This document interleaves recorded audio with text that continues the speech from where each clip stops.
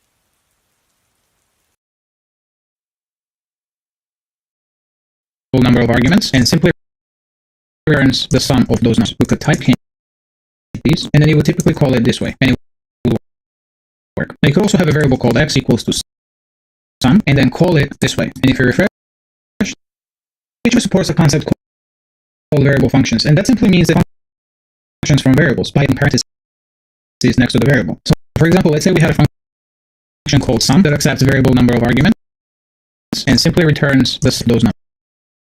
We could type hint these, and then you would typically call it this way, and it will work. You could also have a variable called x equals to sum,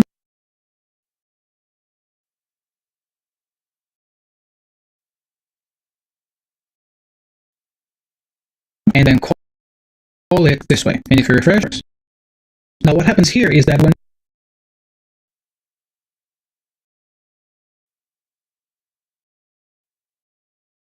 PHP detects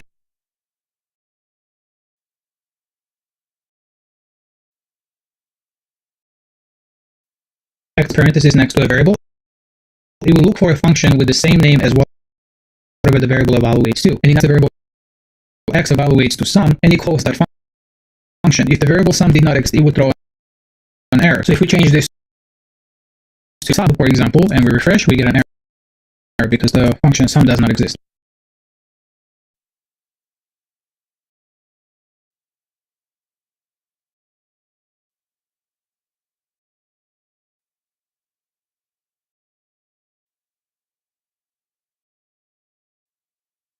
Such errors, you could use a function called isCallable to check if the variable can be called as a function. So okay, if isCallable x, only then run that function, otherwise echo not callable. We refresh and we get not callable. We change this back to sum, now function exists, and it will call that function. Just a quick note, functions will not work with the language constructs like is, empty, unset, print, echo, include, require, and so on. You would need to create a wrapper function around them and call those instead. You could also call object methods using variable function syntax, but that's something that we'll get into in the second section of the course. Let's move on to functions. Lambda functions, are also known as lambda functions, are functions that have no names. So in this case, we have a function called sum, but if we remove the name from this, now this is an anonymous. Now, in addition to not having a name, anonymous functions also need to end with a semicolon. So if we refresh a page, we're going to get this error because we're not ending this with a semicolon. If we had a semicolon, everything is still working. Now this is not being called because we're not invoking from anywhere, and we're getting not callable because the function sum no longer exists. So let's remove this and we refresh. We get nothing printed. If this is an expression, we could actually assign this to a variable. So we could call the variable sum, and now we could just simply call it this way, and we refresh the page and it works. You could also pass anonymous function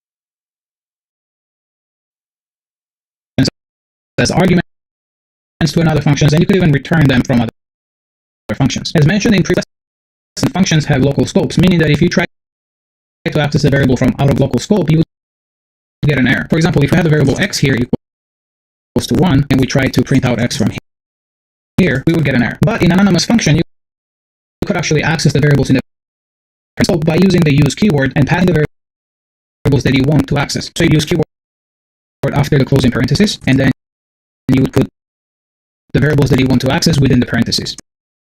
So in this case, we want to access x, and now it prints the value of x. This time, using the use keyword and pass functions as arguments to another functions, and you could even return them from other functions. As mentioned in previous lesson, functions have local scopes, meaning that if you try to access a variable from out of its local scope, you would get an error. For example, if we have the variable x here equal to 1, and we try to print out x from here, we would get an error. In an anonymous function, you could actually access the variables in the parent scope by using the use keyword and passing the variables that you want to access. So you would put use keyword after the closing parenthesis, and then you would put variables that you want to access within the parentheses. So in this case, we want to access x, and now it prints the value of x. This type of an anonymous function where you can access variables out of its local scope is also known as the closure. Note that the variable x here is being copied into the anonymous function, meaning that if you try to change the variable x to something like 15, and then try to print that after, we see that initially it's 15 because it got changed here in the local scope, but the one in the global scope did not change because it's being copied and it's by value. Just like in regular function parameter, we could actually pass this as a reference by using the ampersand, and now when you change it to 15, the original value will change as well. So if we refresh, we get that as 15 instead of 1. Alright, let's remove these and let's talk global type and callback functions. When a function is passed to another function as an argument, then it's called with it, we get that as 15 instead of 1. Alright, let's remove these and let's talk about the callable type and callback functions. When a function is passed to another function as an argument and then is called within that function, it's called a callback. PHP has a lot of built-in functions that expect a callback function as an argument, like array map, array filter, usort, and so on. For example, let's comment this out for a second, and let's call array map, and the first argument it accepts is the callback, which is the type of callable. And the callable type is a type that we haven't talked about in the data types lesson, and it's just basically just a callable function that you pass. Now, there are a few ways you could pass a callback function as an argument. The first way is that you could define an anonymous function directly, this, and it accepts the element of an array. So let's define it here and set it to 1, 2, 3, and 4. And let's say we want to multiply every element of an array by 2. So element times 2, and let's assign this to array 2. And now we can print our array and print our array 2. We refresh.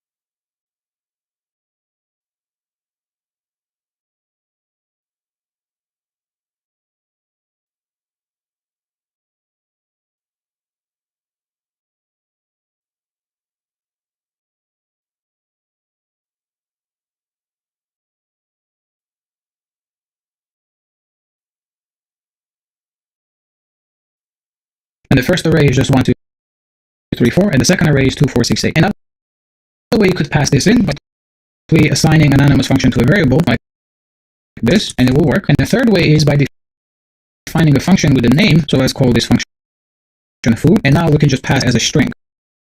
And if we refresh the page, we get the same value, and it still works. Of course, we could apply the same thing to our function right here. So let me delete this from here, and let's say we wanted to apply the function foo to the result of our. So we could say callback and call that this way and accept that as the first argument. We can even type in this callable, and now here we could pass foo as a string, and if we refresh, it will still work. As mentioned, we could also pass just as an anonymous function directly, and it will still work. PHP will automatically convert functions like this into instances of course. We'll talk about instances and objects and classes in the second section of this course, but basically anonymous functions are instances of closures. So you also type int closures here instead of callables. The difference is that the closure must be an anonymous function, where a callable can be a normal function. With that being said, let's move on to arrow functions. Arrow functions were introduced in PHP version 7.4 and is a cleaner syntax and anonymous function with just a few differences. Arrow function syntax is especially useful as a line callback function, like it as an argument to many of the PHP's built-in functions, for example. So let's say we have an array that equals to 1, 2, 3, and 4, and then we want to multiply every element by itself. We could array map, and the first argument is a callback. With the regular anonymous, we do it this way: function number, and then return number times number, and pass in array as the second argument. And we could assign that to array 2, and we could print array 2, and we refresh, we get 1, 4, 9, and 16. So we could look at this function with an arrow function. An arrow function looks a lot cleaner. So we could do fn, then parentheses, and within the parentheses we have the parameter definition. So we're accepting number, and then equal sign, and greater than sign, and then expression. And our expression is number times number. Refresh, we get the same result. Now let's talk about a few differences. One of the differences that you could always access the variables from the parent scope within the arrow functions without the need to use keyword. So for example, if we did a variable y here and equals to 5, I can simply just use that variable within here and it will work. Now as a note here, arrow functions use the variables from the parent scope with high value variable binding, which means that you cannot modify the variable that was defined in the parent scope within the arrow function. So if we did something like plus y here, yes, it's going to increment here and multiply the number by 6, which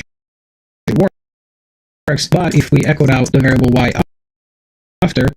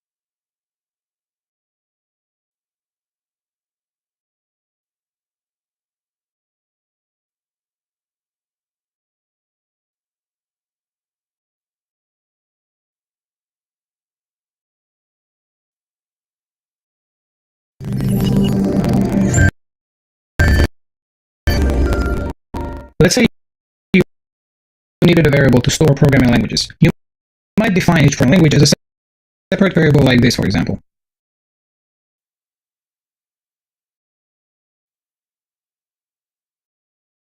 And this is fine if you only have 1 or 2 programming languages, but then it does not look or feel right because we're kind of repeating variable name in programming language and then appending the index to it 1, 2, 3, and then later if we get more programming languages, they're going to have 4, 5, 6, and so on. When you notice a repetition like that in your variable names, it usually means that you need to structure your data in a different way. There is a better way of doing this, and it's called arrays are just the values where those values can be of multiple data types. So let's refactor this into an array. Let's call the variable programming languages, and we define an array by using square brackets. So this is an empty array, and then we could put values in here.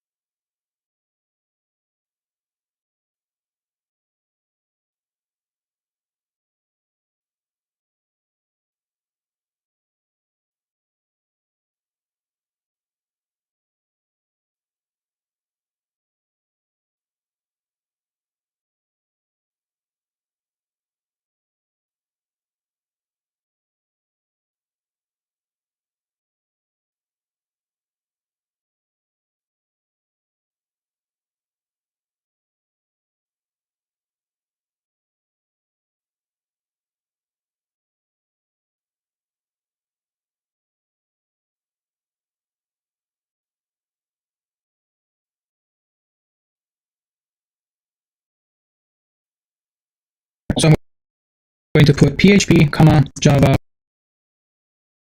Python. Now I put them in single quotes, but you could also put them in double quotes. It is up to you. I personally prefer single quotes unless I need to use a variable within the quotes. There's also another way to find an array, which is an older way, and that is by using array keyword and then parentheses instead of this.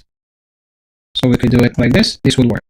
I prefer the bracket syntax though, so that's what I'll be using throughout this course.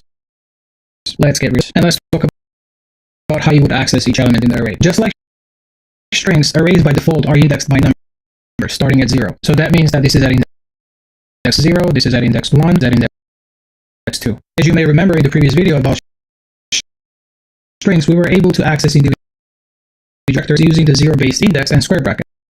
So if we had something like name equals geo, we were able to do echo name get 1, and this would print out the second character in the string, which is I. Slice to arrays, you're able to access individual elements using 0-based indexes. So if you wanted to access the first element in the array, you could do echo programming languages 0, and this would print PHP. You could access the second element, that would print Java, and so on. Note that unlike in arrays, you can't access elements echo the array using negative numbers. So going back to the string example, we were able to think like echo name -1, and this would give us the last character, which is O. Do the same thing with arrays. If we try to do the same thing here, we will get undefined array key warning, and that's because a value does not exist at index -1. We only have index 0, 1, and 2. So the number right here in the bracket is what we call index or a key. You're able to define your own keys in arrays in PHP, and we'll talk about that in a minute. But if you don't define the keys, PHP will automatically assign the numeric keys 0. You're basically able to treat arrays as different types of data structures like stacks, queues, collections, hash tables, and so on, which makes arrays very powerful. If you try to access a key that exists in an array, you will get a warning. And you saw that before when we tried to echo out at index -1. And if that again, we get warning. Now, same will happen if you try to access index 3, for example. Even though we have 3 elements, it starts at 0, so we have 0, 1, 2, and the third key does not exist, so this will result in the same error. Also note that even though you get warning, the value returned from accessing the key is actually null. So if you var dump this or you assigned it to a variable, it would null along with the warning. To avoid such errors, we can actually check if the item exists at that specific or an index using set function. So for example, we could do var dump set programming languages, and let's do 0. And this will print true. Now if we did 3, this would return false. If you don't exactly know that an item exists in an array at that index, you could check first if it exists and then try to access it. You can mutate the array and update the value at a specific index. For example, what if we wanted to change Java to C++? For example, we can do programming languages and then specify the if Java, which is 1, and then set that to C++. And if we refresh, it will print nothing. To echo that out, so let's echo programming languages 1, and this will print C++. We can also use var dump or print r to see the contents of the array. So we could do var dump programming languages, and this will print an entire array. And this also includes the type, so a less verbose way to do this is using print r. And let's this echo from here, and this looks better. If you want to get extra fancy and make it look even better, surround it with HTML pre-tags. And now it looks more readable. To get the length of the array, we can use a string called count, and we can do echo count and pass the array variable here, and this will number of elements in that array. So this should give us 3. Let's remove C++ from here and just add C++ as a new element to the array. We can do that by using square bracket syntax. We can do echo count and C++. And if we refresh, it will print nothing because I forgot to echo that out. So let's echo programming languages 1, and so print C++. We can also use var dump or print r to see the contents of the array. So we could do var dump or print r to see the contents of the array. So we could do var. We can also use var dump print r to see the contents of the array. So we could do var dump programming languages, and this will print an entire array. And this also includes the type. So a less verbose way to do this is by using print r. Let's remove this echo from here, and this looks better. If you want to get extra fancy and make it look even better, you can surround it with HTML pre-tags, and now it looks more readable. To get the length of the array, we can use a function called count, and do echo count and pass the array variable here, and this will give you a number of elements in that array. So this should give us 3. Let's remove plus from here and just add C++ as a new element to the array. We can do that by using square bracket syntax again, but instead of assignment, we do that before the assignment. So programming language brackets, and then put the value that you want to push to an array. So we do C++ here, and now if we repeated the same thing right after, let's add some breakline here. We refresh, and now we have C++ as the element and a